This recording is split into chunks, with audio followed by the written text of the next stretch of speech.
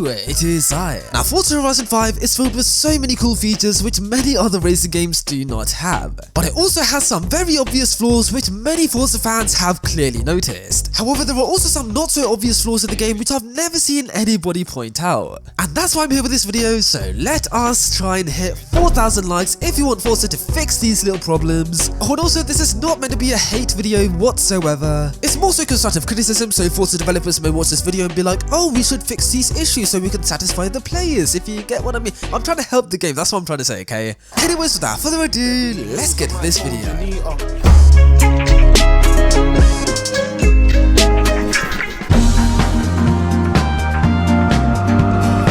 Secret that Forza Horizon 5 is riddled with so many bad car models, and the Mark IV Golf R32 is one of those cars, because as you can see, the car is a very boxy shape in the game, but in real life the car is a lot more curvy, and also the taillights are just way too dark. The headlights seem like they're aftermarket, which is so weird, and if you look at the front wheel of the car, what is that? Look, even Donkey was scared of the front wheels. Why are the front wheels pushed so far forward? It's like a crash damaged car. So yep, the model of this car is absolutely atrocious, but there's one thing I've never seen anybody point out, and that is the paint of the car, because if you've seen a Golf R32 in real life, you will know that the paint is absolutely beautiful. It's very metallic, it's sparkly, it's bright, but in Forza Horizon 5, it's very flat and desaturated, and it just seems so wrong.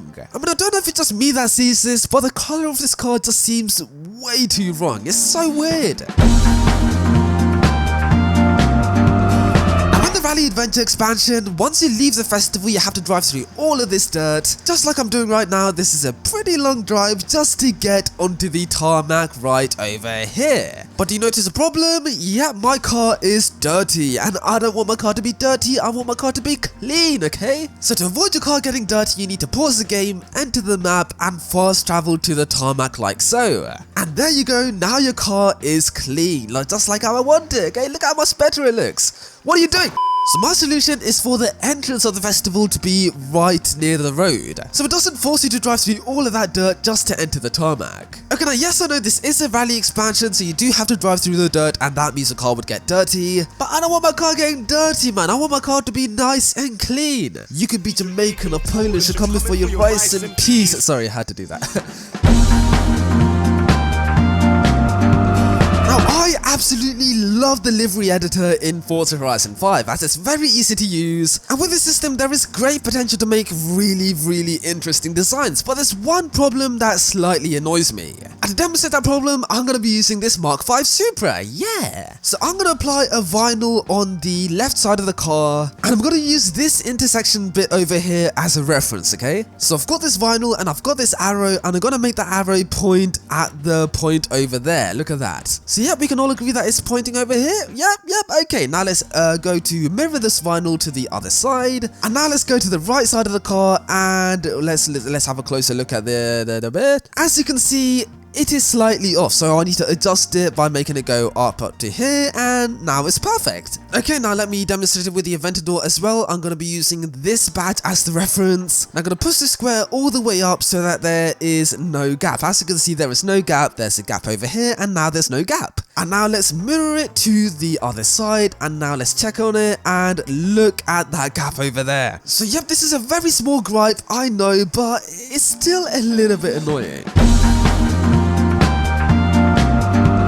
So I'm driving this Hummer EV with a wheel in Forza Horizon 5, and now let's say I make a mistake, like let's say, oh, I forget to steer over here, oh no, I'm gonna drive off, and as you can see, I've driven off, and now let's rewind, very nice, but as you can see, I haven't rewinded far enough, so let me press the rewind button again, and okay, it views the replay. That is annoying. So for me to rewind with a wheel in Forza Horizon 5, I need to press the rewind button on the wheel right now, and it rewinds to there. And then, I don't know what the number 4 button is on my wheel, so I need to enter the keyboard like here, and then press R over here, and then I rewind more. And then, I can carry on driving as I have done normally, and yeah, no mistake now. Okay, now this isn't really Forza's fault, it's more so my fault for not knowing what the 4 button is on my wheel. But when your wheel looks like this, what button are you meant to press? There's so many buttons here. And none of them say 1, 2, 3 or 4. Like, what is this? I don't know who gets the blame here. Fanatec, Forza, or me for being stupid. Probably me for being stupid, to be honest. Now, as you can see, I'm driving my Nissan Pulsar GTI R, a very stupid. But what if I want to turn this car into a sleeper? Well, first of all, I need to get rid of that crazy wing. So let's go into aero and appearance over here and let's get rid of the wing. Oh, you can't get rid of the wing. You only have a Forza wing, which is very annoying. But hang on a second. If I look through here, as you can see, the wing is gone. So you can actually get rid of the wing, but Forza adds a Forza wing over the no wing option so that they can have their Forza wing option. But how hard could it be for Forza to get rid of the Forza wing and then add that as another option like remove wing? Also, this isn't just the Pulsar GTIR's fault, because on the Fiesta ST, yep, the Forza wing actually gets rid of the wing as well, but there's no remove wing option. It's the same problem on the Focus RS, it's the same problem on this Focus RS as well. And basically every hatchback with a wing suffers from this problem, which really grinds my gears. And it's not just hatchbacks either, because on the S13, you can't remove the wing.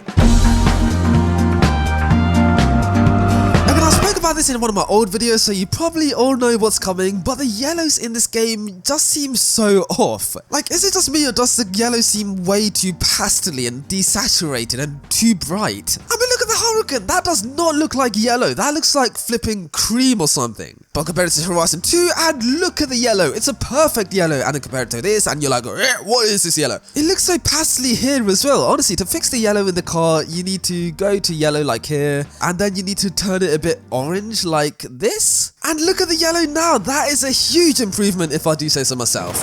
Stupid Porsche. I know I was on the wrong side, I was on the correct side of the road, but you still hit into me because you're a stupid driver. But yeah man, look at the yellow now, there's not that glow to it, and okay, it still doesn't look amazing, but this is a huge improvement from what we saw earlier, because the standard yellow on this car, and basically every other yellow car in the game, is just way too glowy and desaturated and too bright. As you can see, I am driving this beautiful Aston Martin Vantage GT12. Oh, what an absolutely gorgeous car. Now, one of my favorite things about this car is, of course, the ECU.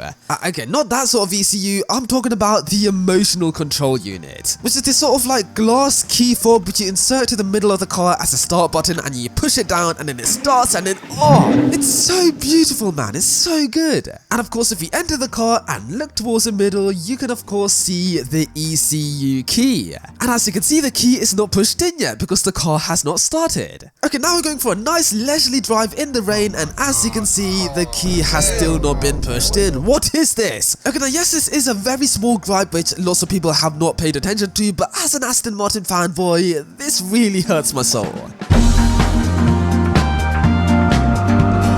Quite a while ago, I put this tweet up comparing the Zonda in Xbox 360 games compared to the Zonda in Forza games of today. Now, the original point of this tweet is to point out that the vents in old games are better than the new games, but Alex7 actually pointed out something very interesting, which is the wheel gap in current games seem to be really off. But this is a screenshot from Forza Horizon 3, so I was like, oh, they must have fixed this, so I had to check in Forza Horizon 5, and well, have a look at this. Yep, that is embarrassing. That is embarrassing. That... God, what are you doing? Why did you crash into me, you stupid Aventador? I got the better V12. But yeah, man, the wheel gap on this... Whoa! Stupid car. But yeah, man, the wheel gap on this car is absolutely atrocious in Forza Horizon 5. Now, thankfully, you can bring out the wheels in this game by using the spacers, which is very useful. Thank you, Forza, so much for adding this feature. But come on, Forza, the car should have come like this from the start of the game, because the fitment on this car is a disgrace to Zonda. As you may know, in Forza Horizon 5, there are some parts of cars which are of course unpaintable. For example, you can't paint the silver mirrors on Audi RS cars, you can't paint parts of cars which are carbon fiber, and of course you cannot paint the plastic bits either. But on cars like the C8 Corvette, if I go to apply a vinyl shape on the back, let's apply a white vinyl, and yep, you can paint the plastic parts. And on the Bugatti Zonda, well, you can actually paint the carbon fiber bits of the car a different color. Like, what? So if you can actually change the colour of those parts in these cars, then why can't you do it on every other car in Forza? I mean, how hard can it be to just paint over carbon fibre? Like, you can do it on the Bugatti Veyron Supersport, so why can't we do it on more cars in the game? It just doesn't make any sense. So yep, that's a little bit annoying if I do say so myself.